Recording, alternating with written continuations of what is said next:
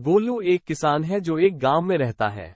गोलू कभी स्कूल नहीं गया लेकिन वो बहुत होशियार है। पिछले वर्ष उन्हें पिछले वर्ष की तुलना में अधिक फसल उत्पादन हुआ। फसल को बाजार में बेचकर उसने खूब पैसा कमाया। एक रात एक चोर उसके गांव में धन चोरी करने आया।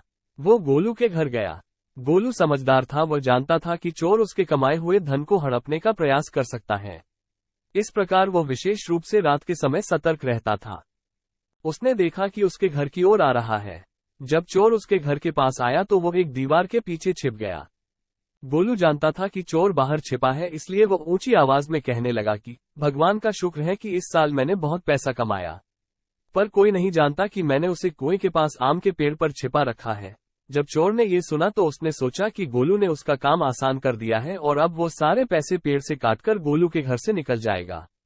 गोलू ने ये सब देखा और राहत की सांस ली कि अब उसकी संपत्ति सुरक्षित है। जब चोर कुएं पर पहुंचा तो उसने देखा कि आम के पेड़ से कुछ लटका हुआ है।